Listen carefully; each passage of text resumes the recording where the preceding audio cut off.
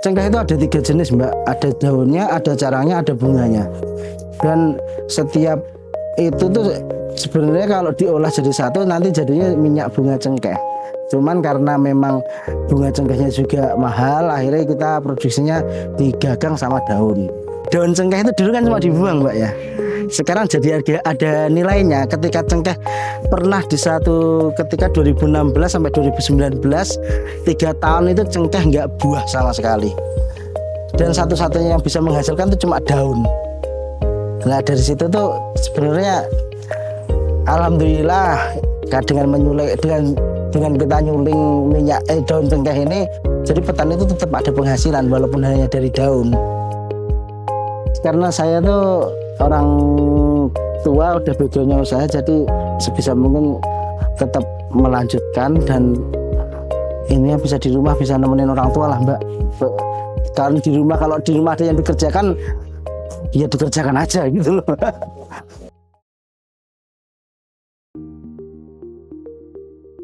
Ya awal mulanya ini tuh sebenarnya dulu dari bapak. Pertama yang merintis ini tuh bapak tahun ya sebelum 2099 kalau nggak salah. Itu bapak sampai awalnya tuh cuma jual 1 jirigen, 2 jirigen ke Blitar dulu. Terus sampai akhirnya 2003 itu ketemu sama orang Cina, ya orang Indeso, yang salah satu pabrik besar atsiri yang ada di Indonesia. Akhirnya ya jalan bareng sampai sekarang. Terus sekarang ya karena bapak sudah sepuh, sekarang saya yang meneruskan. Ya meneruskan sama jalan nyari pelanggan sendiri sih, Mbak, sebenarnya. Karena memang kalau cuma ya namanya orang bapak sama ibu sudah aku nggak sanggup untuk meneruskan, jadi saya mau nggak mau harus terjun juga ke sini. Sebenarnya dulu itu bapak punya teman namanya Pak Daman. Itu sebelum itu sudah kerja di suling, udah punya penyulingan sendiri di sini, dan bapak tuh ikut Pak Daman itu.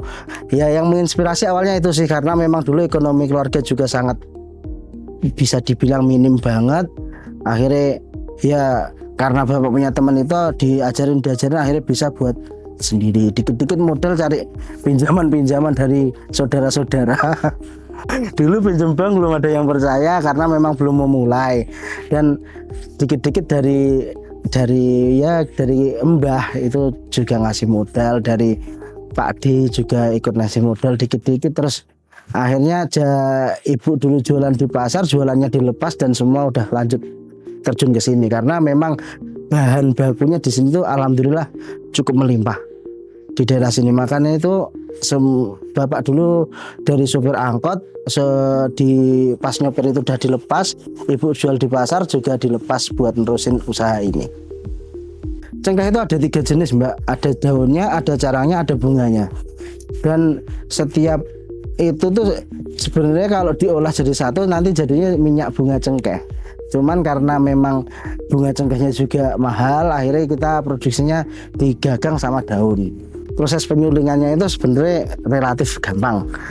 Yang pertama yang jelas harus mencari bahan baku dulu. Bahan baku itu sebenarnya di sini tuh melimpah, cuman karena banyaknya penyuling juga di daerah sini, jadi harus punya tempat pos-pos untuk mengepul daun supaya biar dikirimnya ke sini tuh langsung satu pickup. Nah nanti setelah sampai sini prosesnya ditimbang, setelah ditimbang nanti masuk ke ketel. Masuk ke ketel itu rata-rata kalau ketel yang di sini itu per sekali suling 6 kintal daun, 6 sampai 7 kintal daun. Nah, itu nanti prosesnya dimasukkan ke ketel, diberi uap dari bawah untuk ketel manual. Jadi perapiannya langsung dari bawah ketel. Kalau untuk ketel uap, perapian dari uap sama ketelnya beda. Jadi uapnya itu ada di samping ketel yang dikasih bahan baku. Nanti uap panas yang keluar itu masuk ke pipa, masuk ke kolam pendingin. Jadi antara uap yang dari daun sama uap yang dari uap air itu nanti akan pisah sendiri pas apa namanya, lerem apa bahasa Indonesia, mengendap. Nah, minyaknya itu nanti mengendap. Kalau minyak ringan ya ke atas, kalau minyak berat ya berarti ke bawah air.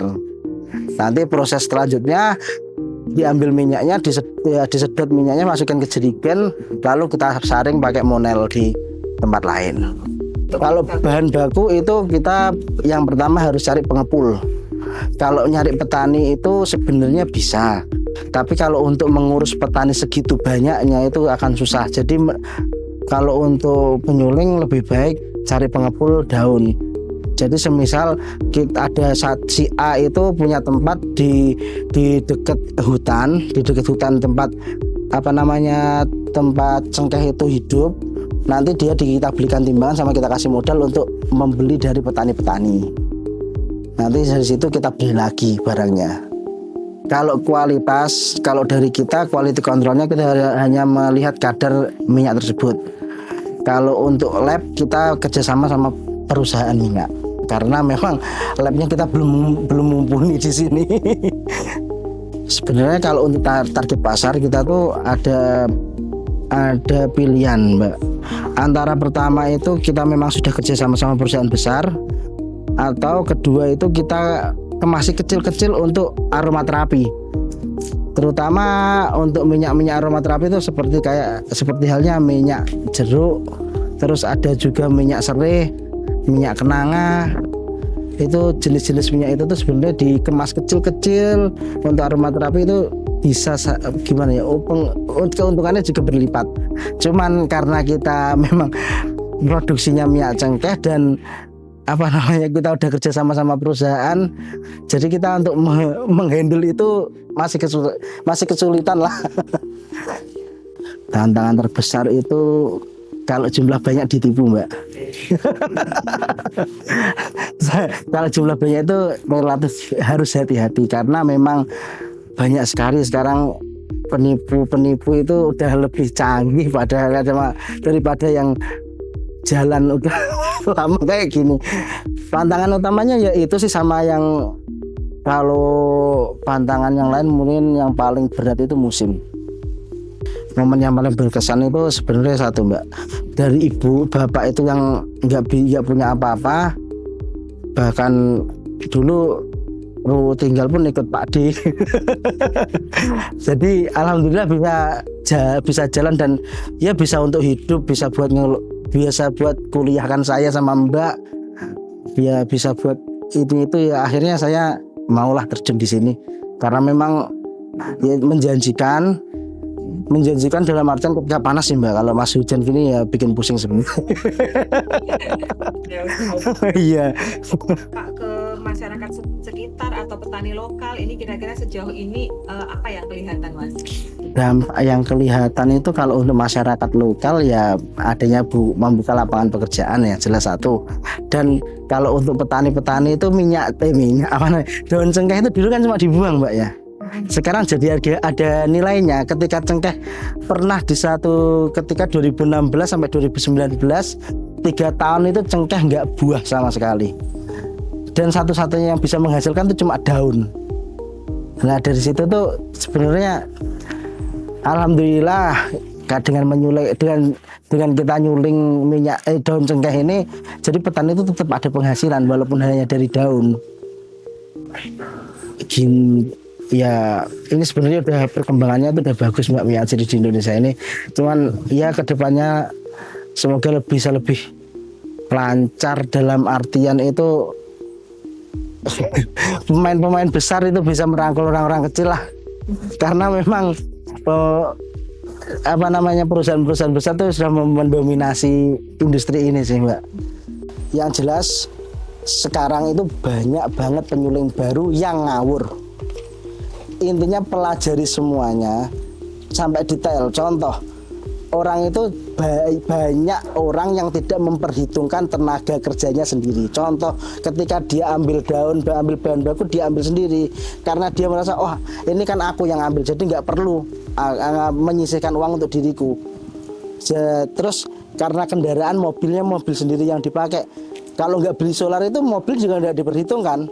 Jadi ketika ada rusak ketel, ada rusak mobil, orang itu sampai kelabakan untuk memperbaikinya, karena memang banyak yang ngawur. Akhirnya dengan dia merasa, oh orang harga segini aku masih untung, karena keuntungannya kenapa? Karena dia tidak menghitung HPP secara benar. Sebenarnya perbedaan antara penyuling itu, terutama penyuling baru yang ngerasa yang penting dapat minyak, itu rata-rata tidak bisa menghitung HPP dengan benar. Itu aja sih Mbak, yang penting